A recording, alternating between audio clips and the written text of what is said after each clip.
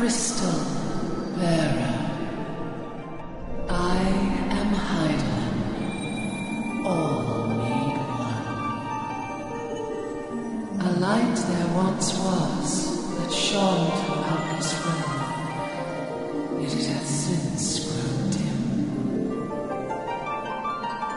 And as it hath faltered, so hath darkness risen up in its stead, presaging the end to life.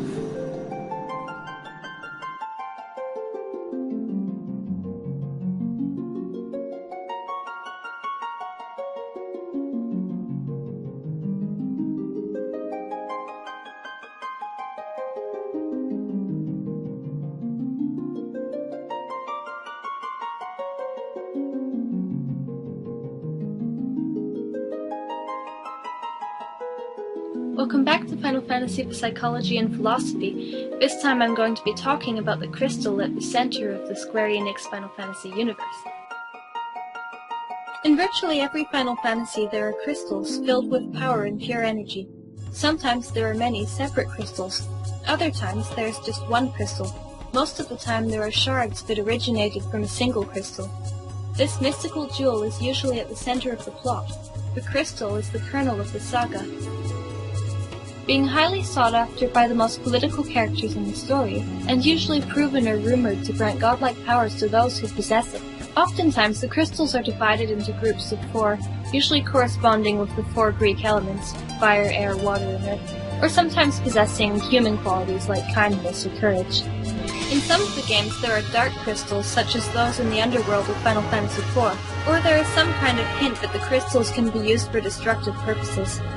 The magical powers of these fabled gems are used for both good and evil throughout the series.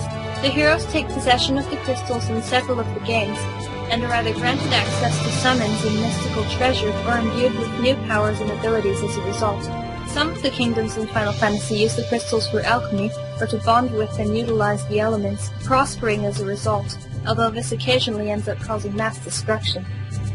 If we piece together all the dialogue from the games in which the crystals are the main focus and assume that they are all connected, the story looks something like this. The crystal is what holds everything in equilibrium. It is the source of all life, and it contains within it both light and dark. It is the center of the universe, and if it is ever destroyed, the universe dies with it. There is a force greater than all of the villains combined that is reincarnated each time the world ends and a new one begins, that will attempt to annihilate all life, and it is usually possessing, controlling, or influencing the villain. When pieces of the crystal break off, they contain special powers within them, and when they are all used and/or combined, they will unlock a pathway to another planet, dimension, or moon, where there is an even greater power. Whenever the crystal is in danger of being destroyed, or used to destroy others, it lends its power to a group of chosen light warriors, or it summons a single entity who is of a bloodline that is more powerful and more closely connected to the dimension or sphere where the crystal resides. It is sometimes able to communicate with the heroes directly. The chosen person or persons will get swept up by an event, usually related to a faction or kingdom, that is closely involved with the global conspiracy to control the world. During this event, they will become entangled with the crystals, or a person whom they care about, and will be led on a very big long quest to defeat the villain. Usually the heroes do not discover the entire truth until near the end of the game, but the Light Warriors always succeed because it is their destiny to succeed. Perhaps we can assume that in every installment of Final Fantasy the crystal has cracked. There are always jewels, crystals, spheres, and shards that bestow the same gifts of magic, strength, and skill. The materia system in Final Fantasy VII is almost exactly the same idea as the shard system in 3 and 5. Final Fantasy IX also has an equipping of jewels, much like the Magicite in Final Fantasy VI. Every form of magic, including summoning magic, is tied in with jewels, spheres, or crystals within the series over and over again. In 12, the Espers seem to be physically attached to crystals, and in 13, the crystals are implanted in the chosen warriors, bestowing power once again. When there aren't pieces of the gem attached to Eidolon's, Espers, heroes, and Fal'Cie, there are crystal relics, such as the crystal rod in Final Fantasy II, the Japanese 2, or the crystal pillar in FF8, which have significant esoteric purpose within the game, pieces of the jewel are everywhere. This is especially true in some of the later games, such as Final Fantasy XI, where crystals are common enemy drops used to forge new items. If the crystal shards are everywhere in the games and they're regularly harvested by mortals, then perhaps it's not a stretch to assume that all of the characters and NPCs are using them to forge all of the magical equipment, weapons, and armor.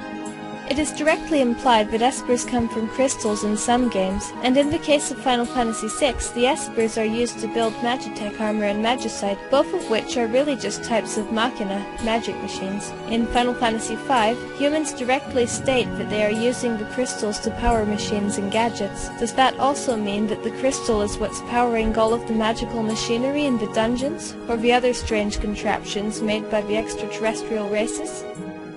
I would have to say yes.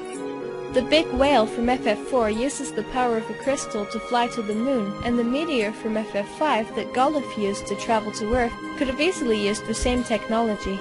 We already know that the extraterrestrial races are more proficient with magic, and that spells tend to come from the crystals. Crystal-born spells such as Float, Regen, and Teleport could certainly be powering the levitating platforms and teleportation tiles in the dungeons. I should also point out that the extraterrestrial races who built a lot of these devices were usually in closer proximity to the crystals as well. There is one other supernatural phenomenon that may be caused by the crystals: the monsters.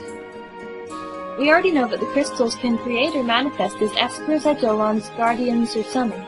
We also already know that not everything created with this intense power is good and virtuous. There is plenty of evidence that supports my theory that at least some of the monsters materialized as a direct or indirect result of the sacred jewels. There are demons that are as powerful as the mighty eidolons. Perhaps they are inverted or imbalanced incarnations of the guardian forces, just as there are dark variations of the crystals.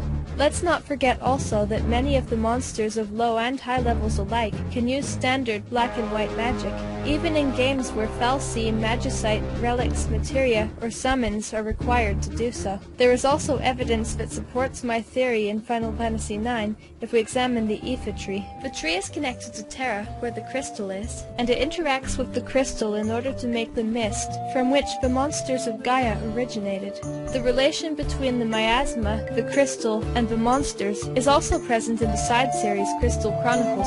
Some of the monsters are mechanical beasts or possessed of magical apparatuses that behave in a similar way to the crystal-powered airships and towers and devices made by humans and space aliens. It is possible that the creatures were built by the villains and supervillains using the crystal's energy, or that the earthly beasts and fairies somehow came into contact with the shards and became corrupted by them.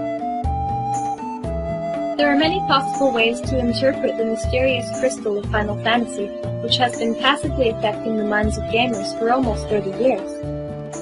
This is part of the reason that it's integral to understanding the philosophies contained within the series. It is never directly stated where the crystal came from, what would really happen if it were destroyed, and whether or not it is in fact the same crystal in each Final Fantasy.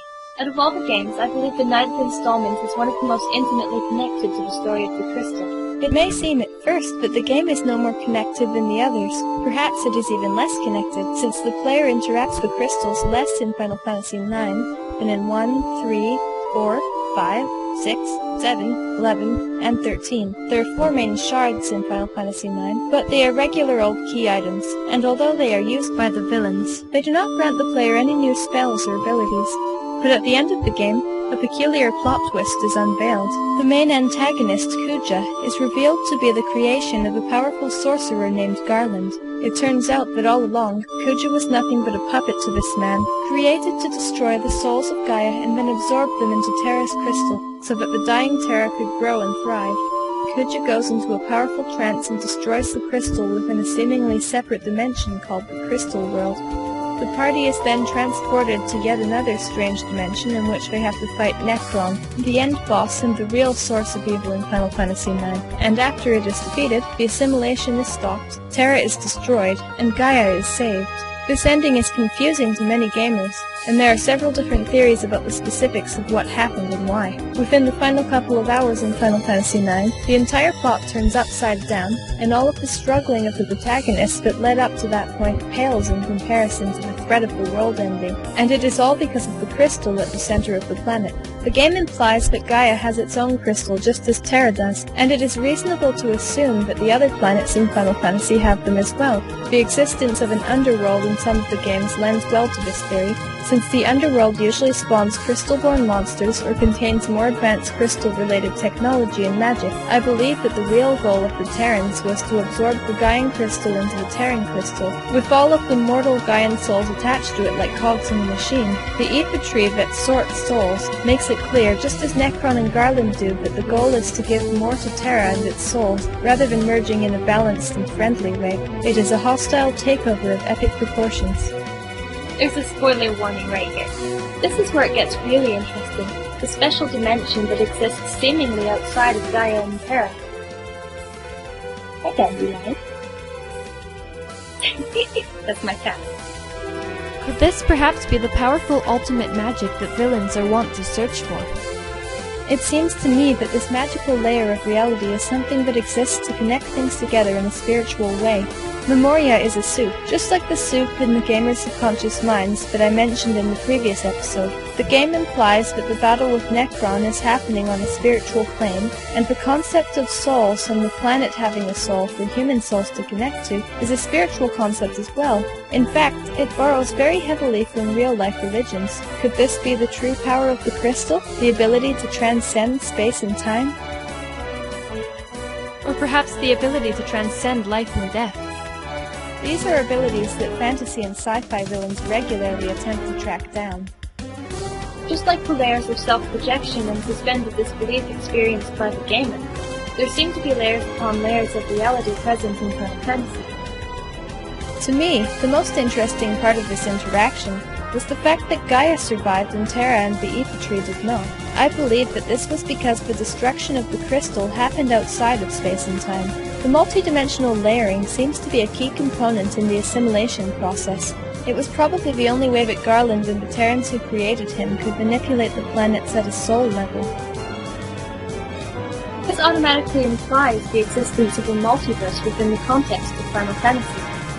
Thematically, it makes sense. After all, there are multiple separate Final Fantasy universes, all connected together by a single thread, which is almost definitely the crystal. This led me to an interesting conclusion, that the crystal can never truly be destroyed, that the shattering of the egg of life is merely the birth of a new world, a new story, a new hero, a new villain, and a new universe. The crystal must be protected, and yet it is always broken before the gamer even switches the console on. Perhaps every villain knows this and has been driven mad by it. He knows that he was born only to die, that one thing must be destroyed for another to be created, that he will ultimately be the key to his own undoing, and that immortality is simultaneously possible and impossible. The way most of them rave suggests that they are crazy in this way. This also makes him the perfect target for Viserimus archetypes to possess and manipulate. I believe that the crystal legend will continue to unfold and to repeat itself as long as there is evil still in Final Fantasy. And let's admit it, nobody would buy it if there wasn't. The romance. This is the end for you.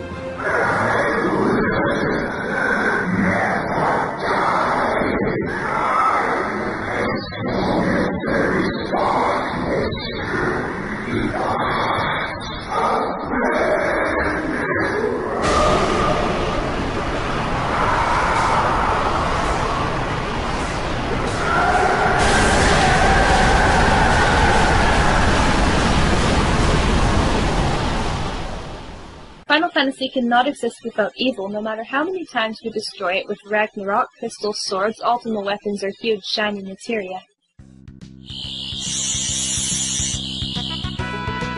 The crystal can definitely be used to control space and time. One of the regular classes in Final Fantasy is the Time Mage. With the ability to slow down, speed up, teleport, or freeze a target, the Time Mage is a formidable foe. Whenever I have to fight against one in Final Fantasy Tactics, I try to disable it and drain its mana so that it can't hit the heroes with slow or cast haste on its allies. There is a presence of time magic in games without time mages as well. There are also spells that can change the shape of an object or regenerate allies who have realistically lost limbs, eyes, and a lot of blood from some of the attacks they've had to endure if the game was anything like real life. It is likely that every spell in the series manipulates space and time. That's really the only way that a person could handle energies so well without the use of powerful, complicated machines and teams of forensic specialists and stem cell researchers in the usually feudal old worlds of Final Fantasy. There is definitely a presence of alchemy, and science and sorcery are usually one and the same.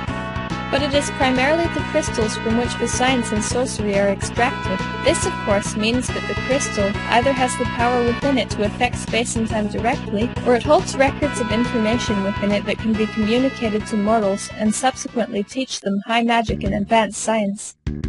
In some of the games it is implied that extraterrestrial races are the ones who taught humans how to build airships, how to make potions, and how to wield magic. In 4, there is a small village of aliens that sell mana-replenishing ethers, which are rare and cannot be bought on Earth. This means that it's possible that the reason ether is finite in some of the games is because it does not originate from the same planet. That being said, although the extraterrestrial races seem more advanced than the humans, it is likely because they simply found the crystals first. It is also possible that they are the ones who broke it in the first place in order to harness its energy. Many people who have played Final Fantasy VIII are well aware that there is time travel in the FF universe. The sorceress Ultimacia is responsible for a catastrophic alien invasion when she unleashes the Lunar Cry, a disaster that is necessary in her plot to compress all timelines into a single moment. In the center of her base, lunatic Pandora, is the Crystal Pillar, which is from the same moon from which the attacking alien monsters originate. The Crystal Pillar contained the power to unleash Lunar Cry, which made me question whether or not the Crystal Pillar was partially what activated Lunar Cry the first time. The sorceress Adele wished to use lunatic Pandora as a weapon, with the crystal inside it. Not a lot of detail was given about the origin of the crystal in Final Fantasy VIII, but it is possible that it was instrumental in Ultimacia's time traveling. Her plan to use lunatic Pandora to compress time could have been a more fleshed out retelling of the typical scheming of villains to end the world or universe. She was a moon-crazy lunatic herself to attempt something so dangerous to all life, but she was not the only Pandora. Most people who have played Final Fantasy are likely aware that there are allusions to Greek mythology, along with many other mythologies. There is one myth in particular that I am reminded of when I think about the crystal, the story of Pandora's box, in which a woman named Pandora opens a mysterious box and accidentally unleashes all of the world's evils, leaving humanity with nothing but hope. Thematically, this is very similar to the Judeo-Christian story of Adam and Eve. In most Final Fantasies, the true evil is simply evil itself. The heroes sometimes have to destroy a manifestation or god of evil after they are done fighting the antagonist. Oftentimes, this evil is unleashed accidentally through human actions, or is allowed to thrive and to exist due to human actions. It is usually when the wizards, witches, kings, queens, and knights are of weak will that they are possessed with this evil that is driven by greed, lust, envy, pride, vanity, or wrath. All of the villains are corrupted by this force, but some of the good characters also succumb. The breaking or cracking of the crystals usually happens when an entity attempts to drain energy or power from them. This could be seen as an original sin, such as the eating of the Tree of Life. Usually somewhere among the first tribe or company to use the crystal energy is the main antagonist of the game. In some of the games, the Empire attempts to hide or destroy the crystal power, but the villains always wield magic and use machina, even if it is forbidden to the rest of the world. Does that mean that in Final Fantasy, humanity summons its own destruction by creating its own sin? Since the first game in the series, there have been allusions to Christianity. The four fiends that appear in a few of the earlier games that frequently reference a hell, the seraphs that the summoners can call, the sea monster Leviathan, and the concept of evil existing within all humans are present. These are all things that exist in Christianity. There is also the Tower of Babel in FF4, Pandemonium in FF2, which contains Beelzebub and Azeroth, and in Final Fantasy IV, Cain's final weapon is Abel's lance. Cain is also a brother to Cecil, who he betrays out of jealousy, and of course, there is Cecil's real brother, Golbez. Some examples of those who helped the villains because of their personal failings are King Baron, Cain, Queen Bran, Queen Karnak, and King Tycoon. Additionally, the corporation Shinra is responsible for chaos and destruction due to their greed. The Mako energy in Final Fantasy VII comes from the life stream in the center of the earth, which is a direct parallel to the crystals in the other games. These are all references to Christian religions, some of which are mirrored in other religions as well. There are also Buddhist references in Final Fantasy. The prayer beads in Final Fantasy Tactics are of the same number of gems as the Buddhist prayer beads. The cycle of death and rebirth presented in Final Fantasy X is similar to the system of reincarnation present in Japanese Buddhism, but is mixed with Shintoism. The void in Final Fantasy V, known as Mu, was named after a Zen Buddhist principle. It means nothingness. Hebrew mysticism is very prevalent in the series. The most obvious example of this I can think of is the name Sephiroth in Final Fantasy VII. In the Kabbalah, the Sephiroth is the tree of life. This particular game has many parallels to the Kabbalah, including the presence of Jehovah, which sounds noticeably similar to the Jewish god Jehovah, that is a corruptive force that prevents the planet from healing. It is like the unbalanced god of Gaia, that attempts to unbalance the life stream. The life stream is like the Jehovah of the Kabbalah, the balanced god, drawing souls to return to it, which is similar to the story in Hebrew mysticism. The return to the Promised Land is very similar to the concept of Canaan, a sacred land that the Israelites believed to be a reward for their devotion to God or Jehovah. There are countless little references to the Kabbalah within names, numbers, and archetypes in every Final Fantasy, and some of them appear to be intentional. What I have not yet mentioned directly is the presence of paganism in the series. In Final Fantasy, there are probably more references to pagan gods, goddesses, mythological creatures, and characters than any other external sources. I feel the need to stress that I am using the term paganism very loosely. Not everyone agrees upon what the definition of paganism actually is, and some people would actually find some of it to be satanic or sacrilegious, but whatever it means to you is probably present somewhere in Final Fantasy anyway. The names of Roman, Greek, Celtic, Japanese, Chinese, Norse, Indian, and Aztec gods, demons, and monsters are thrown around regularly. There are fairies, elves, gnomes, dwarves, selkies, jinn, and ghosts, to name just a few of the usually overlapping pagan creatures of myth. There are also several druid-type classes, such as Geomancer, and of course, the mages that aim to master the elements and communicate with these creatures and demigods. These are mostly all things from old religions that are referred to as pagan by the majority of Western people. Something that interests me about Final Fantasy is that the religious content never really seems to clash in any way. By this I mean that it all seems to belong in the world setting without feeling unnatural or crass. I believe that this is partially because Squaresoft took many liberties with the names and appearances of the characters and creatures, making them all into unique beings while simultaneously allowing it to be known that some of them are meant to be virtually the same as the spiritual figures and deities associated with humans in real life. I'm reminded of Neil Gaiman's The Sandman, a graphic novel that explores many of the same apparently contradictory myth cycles and religions as Final Fantasy. Both works of fiction contain an underworld as well as a hell, for example. The series seems to contain all well-known human belief systems within one universe, and it indirectly proposes that all of them are true simultaneously. Indeed, they could all be true within the context of a multiverse. Perhaps they are all contained and drawn from within a multifaceted crystal that holds all of these forces in equilibrium. My theory is that the crystal is essentially an akashic record, which is a Hindu concept of a source or library containing all knowledge of all universes, from which the mortals have gained very specific wisdom and power by breaking the one element into many elements. I believe that the mortals accidentally created evil in the process, by allowing the energy from the incomplete or unbalanced shards to manifest. I believe that this is also where the Warriors of Light came from, and that their true task is to unite the original crystal with its missing component, the player, who leads the imaginary party to victory using powerful two-dimensional avatars. This is a victory for the gamer, who is in reality what drives these sprite-like chariots into the light of the crystal and delivers the planet from evil. The presence of myth and religion in Final Fantasy allows the gamer to easily project his beliefs and ideals into the game. Adversely, if the gamer does not have any spiritual beliefs, he is welcome to take it as pure fantasy and still have a good time with it. But for those who already believe in the presence of a multiverse that contains all universes within it, Final Fantasy may only seem like a small step away from reality. So, I hope you enjoyed this video. If you liked it, give me a thumbs up and subscribe if you feel like it. And the next video is going to be about the Light Warriors and what they represent.